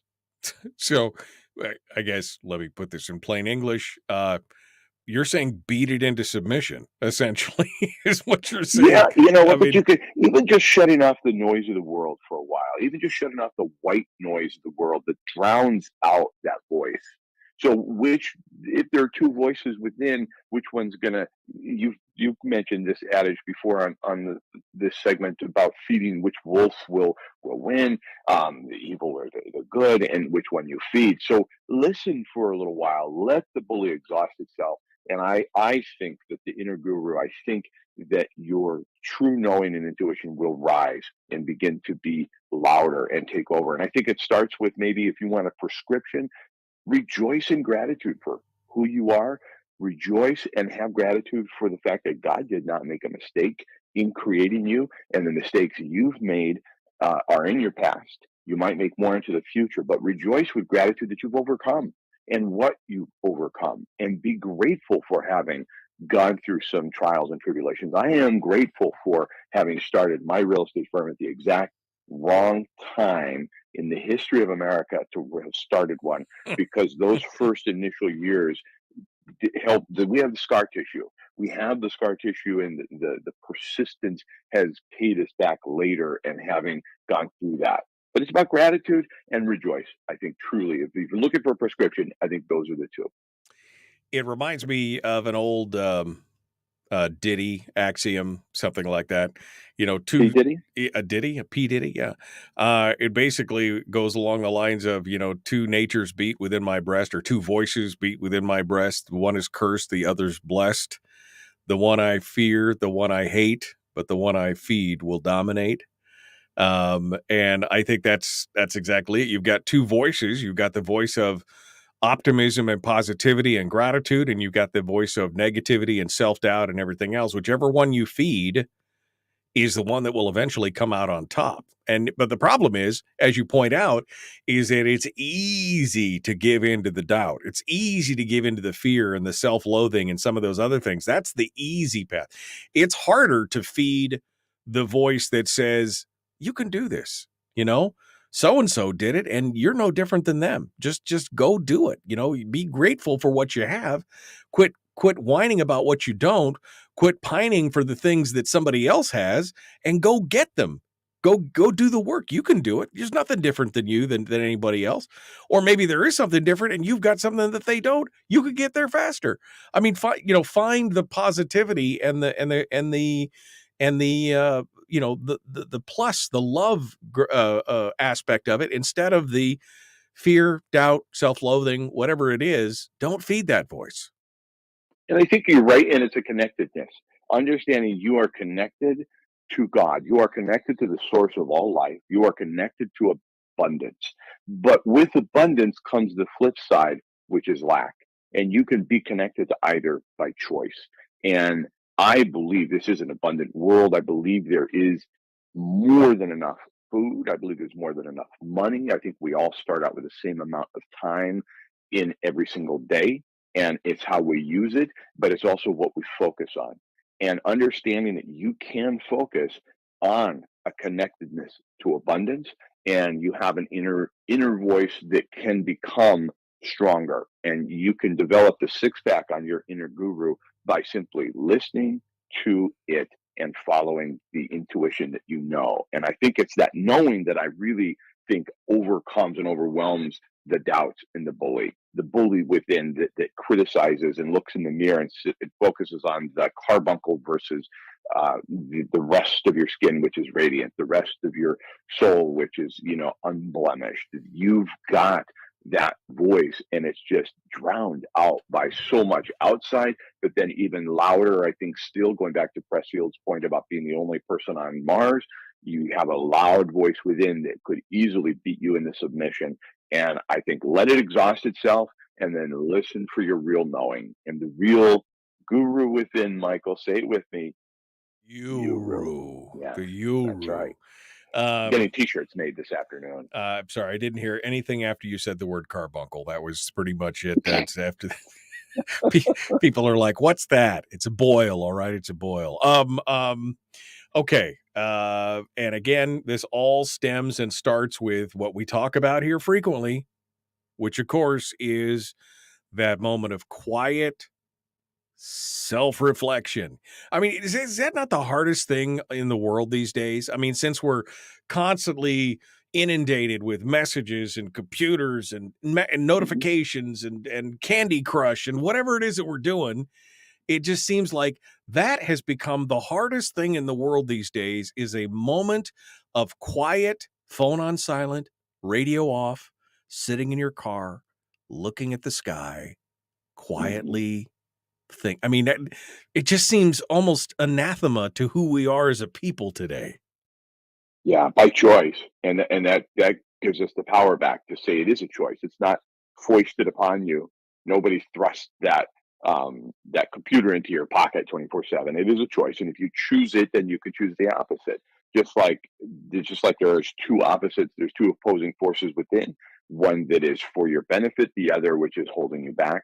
It depends on which you focus on and listen to. But I agree that rejoicing and finding time to reflect on gratitude, and even being grateful for the obstacles, grateful for the darkness, because it exposes you to the light. And that's right. I prefer the sunshine over the rain. That's right. I'm glad I've experienced both.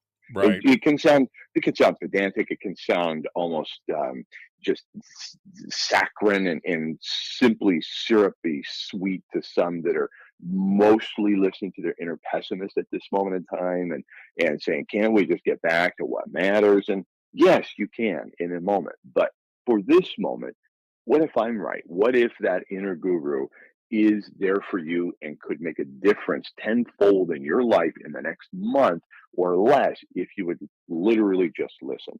Yeah. Chris Story, the man from Homer, Uru. Owe you a quarter. Checks in the mail. Checks in the mail. That's right. Anyway, the book is called The Backyard Millionaire. It's also called Born to Live. It's also called Making of Man, and his newest one is coming. Oh, we're so close to it here. It's not too far out. You've got the new one. How's it coming? I mean, give me a good. I've just got a couple people left to kill, and just a couple people. Two more deaths, I think, is going to be the end of it. You would never think that this kind of mayhem could happen in a small Alaskan town, but it is getting bloody. Man, it's like Chicago down there, man. It's like, it's like a weekend in Chicago. Down holler in Kentucky. That's right, down in Homer.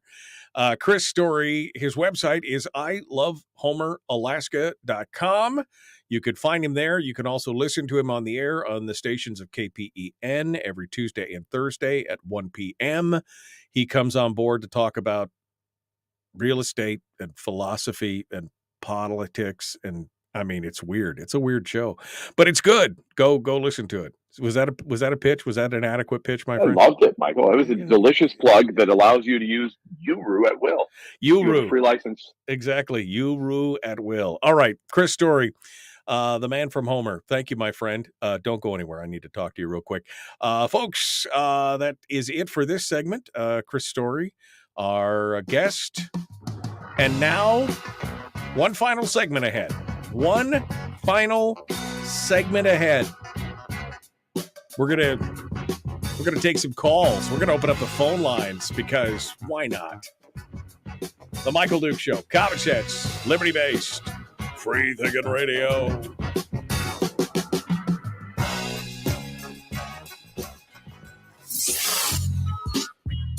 What is that? Common Sense, regularly heard on American radio. Michael Duke Show.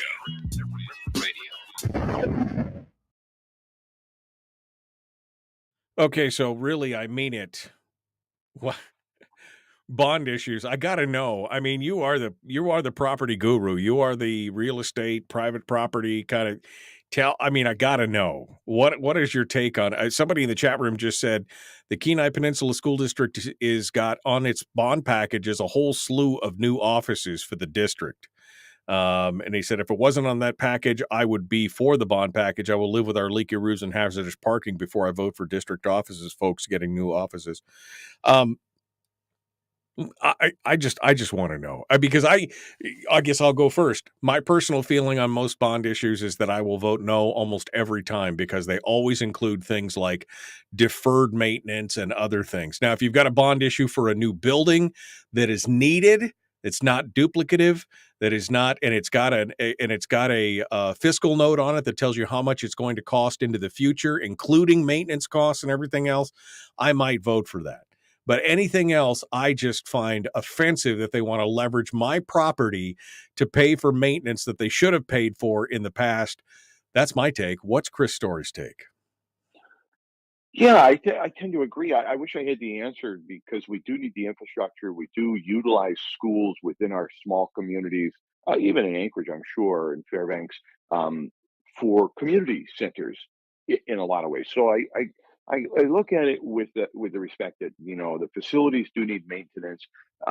We obviously need to pay staff and so forth and still have a way to get funding for these facilities, which we all utilize every time, we utilize one of those buildings as a taxpayer, even if you don't have children. They're there, they're available, they're community centers. So it's a tough one. I agree though, with respect to we are top heavy relative to management. I don't think, and maybe I could be wrong, but I'm not really certain that we need new district offices. But I do know somebody who's in healthcare in the Soldotna-Kenai area who said that there's a great deal of spores and problems, environmental problems with a lot of schools and buildings. Right. So I'm Well, really not sure what to say about it. let me say this. Look, I agree with you. They're used as community buildings and everything else. Yeah. Here's what offends me is when we come to the fact that many of these buildings have got, I think there's a special place in hell, probably the 9th level of hell, for the guy who thought up the idea of deferred maintenance. Because deferred maintenance is basically saying, look, we've got this money to fix this school roof or paint it or demold or do whatever we need to do. But you know what? We got this other thing that we really need to pay for right now. So let's defer the maintenance on that till later. And then we'll bond it and we'll pay on it for 20 years, the maintenance that we should have done anyway. It's shell game with our money. And it is. When people are decrying, on the one hand, affordable housing and then continually voting to raise bonds and taxes, they don't go hand in hand. So it is something that needs to be thought about very, very carefully. And I will be voting no. Any building that goes up, like I said, should have a fiscal note as to the ultimate cost. That was something that I fought for in the Fairbanks North Star Borough, that we would require fiscal notes for any new building that had a 10-year projection of what the cost of the building would be for payments, maintenance, upkeep, heat, everything, so that we had a full snapshot of what that building was really costing us. Instead of, it's $12 million and the state's paying 70% of it, so it'll be fine. Don't worry about it. No, well, not if you don't put any maintenance money into it for 15 years. I mean, the shell game of deferred maintenance we see that through all municipalities and cities, and it is something that needs to be cleaned up. Come on, zero baseline budgeting. Yeah, come on. The Fairbanks North Star Borough, it was discovered after I left, and I've been warning about this for years. It was discovered by Mayor Carl Castle, who was shocked, I tell you, that they had $250 million in deferred maintenance. That's with a B. $270-something million in deferred maintenance, $250 million for a town or a community of 90,000 people. That's a problem. Sorry, I didn't mean to get you. Got me. It's your fault. I did. It's your fault. fault. Actually, I didn't. You brought it up. I know. Didn't, but I know. I like to blame you, though. I wanted to blame you because I could. Maybe next week we'll do a segment on personal responsibility. Oh, see, there you go. Personal responsibility. All right, my friend. Well, thank you for coming on board and sharing with us. We that was fun. It is my favorite. It's one of my favorite segments of the week. I got to tell you that because you are. Sorry, Brad. You are a man among men. That's what happened in there. So, Chris Story, thank you, sir. I hope you have a good show today and a great day. Thanks, Michael. All right. Appreciate you calling in. All right. Chris Story, the man from Homer. Okay. Maybe I want to talk about this because now I'm pissed about it. I don't know. What do you guys think? Should I continue on my deferred maintenance rant? Say yes in the chat room if I should. If I should continue on my deferred maintenance rant, shnikes. Let me turn the phones on real quick. Come on. I only got 12 seconds to get this thing done. Come on, Nelly. We're going to get it. All right, turning the phones on. Here we go. The Michael Duke Show, Common Sense Radio.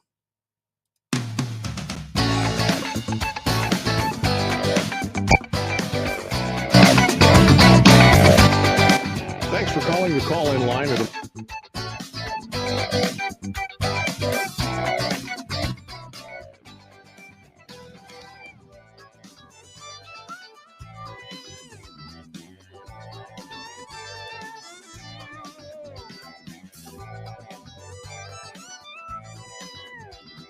Okay. All right, let's dive into this. I got into a little bit of a rant phase there. I know it was only 4 minutes, but how did you go from 0 to 100 in 4 minutes? Well, let me tell you, son. Here's how it works. I start talking about things like deferred maintenance, which are my biggest pet peeve ever. Let me just tell you one thing. My default vote on any bond issue is always a hard no to begin with. Now, I mean, that's my default. Like, I walk into the booth. Oh, I haven't. Oh, yep, no.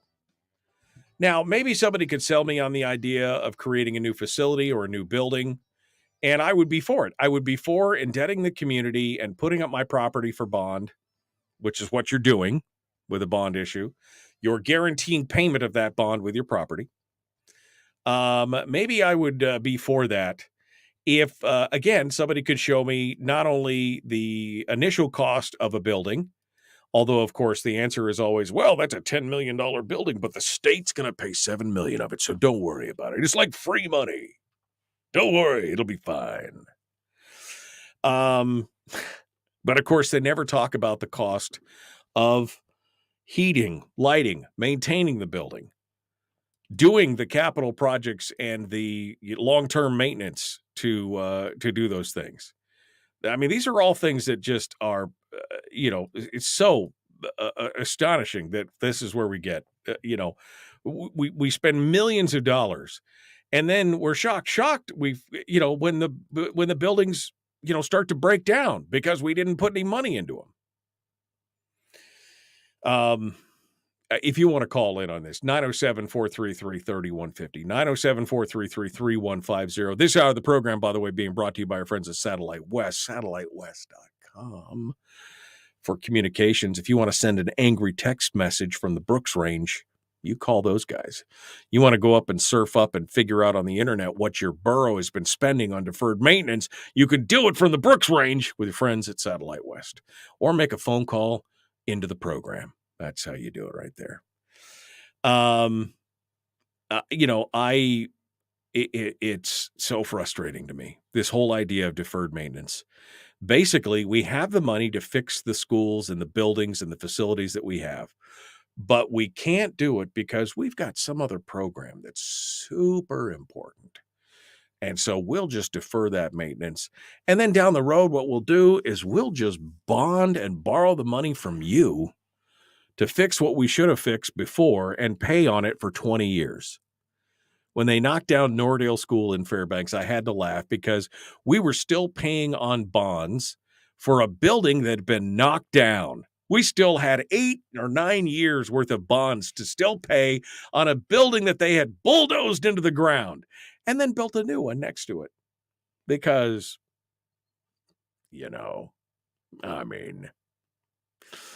all right, let's go to the phones. Good morning. Who's this? Where are you calling from? Hi, this is Barbara at North Pole. How you doing? Hello, Barbara. What's on your mind? Well, what's on my mind is these municipal elections in Fairbanks that are today. And I hope people get out there and go vote. I guess during the debates, it came out that there are some members in the Borough Assembly who want a first-class borough. And they want to implement this climate change plan and got some really restrictive land use provisions on it. And the money's not there for a climate change plan.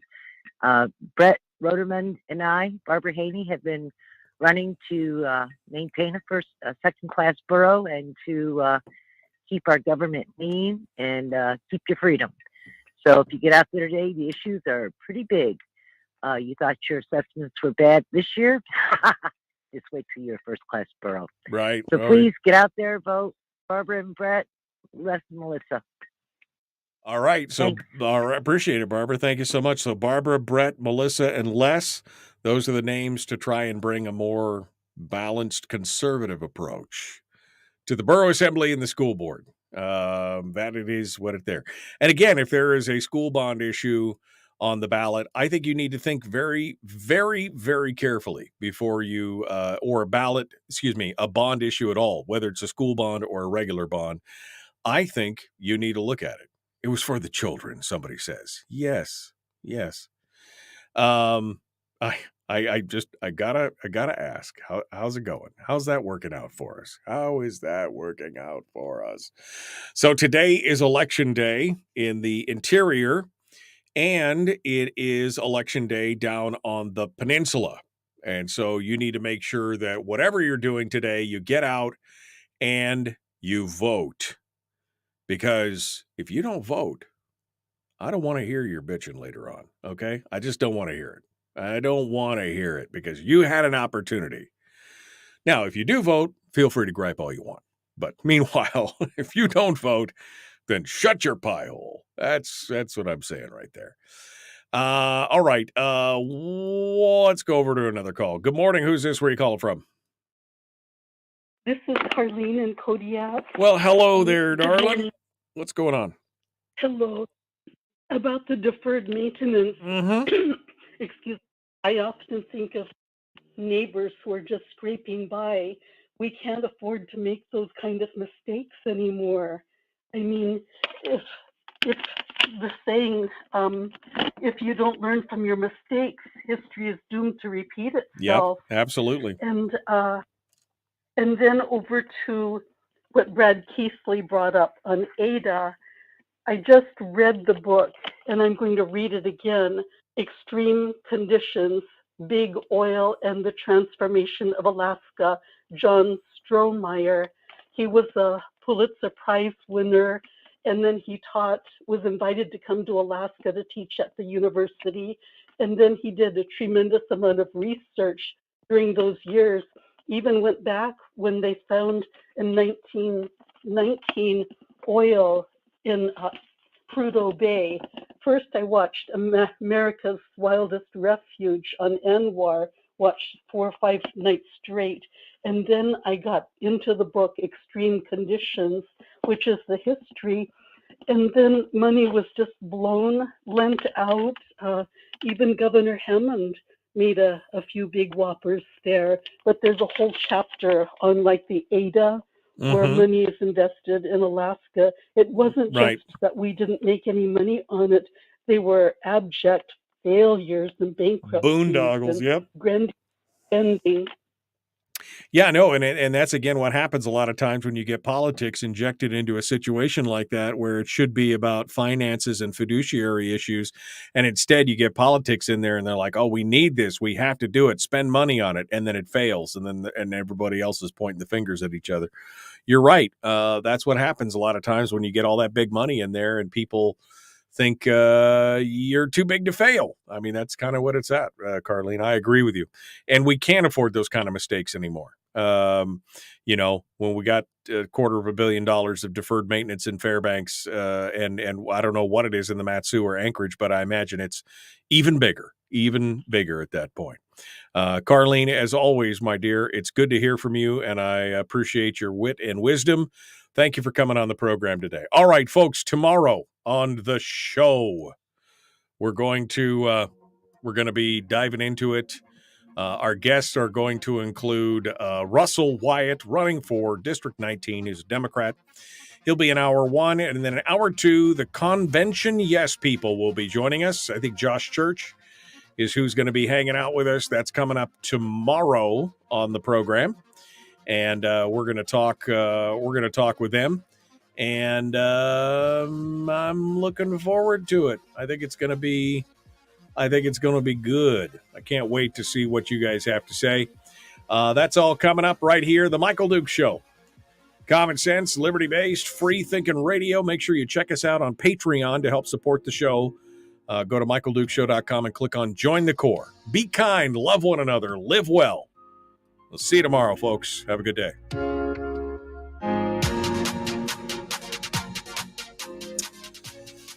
Well, hello. Vote yes on 1. Yeah, the tax cap. You got to vote yes on 1, the tax cap. And that's the other thing about bond issues. They bypass tax caps. You got to love that. Got to love that. We won't increase the size and scope of government unless, of course, we bond, in which case, hey, it's free money. Just pay attention to it. It'll be fine.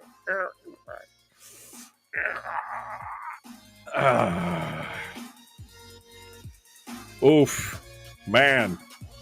All right, well, I'm going to go take a pill. I'll be back tomorrow. You should be too. Don't forget to like and follow the show page on Facebook, subscribe and ring the bell on YouTube, and don't forget to become a member of the Common Sense Corps. You know it. It's how we support the show. Go do it. Go check it out. Patreon.com/Michael Dukes Show. Right there. We'll see you tomorrow, folks. Have a great day.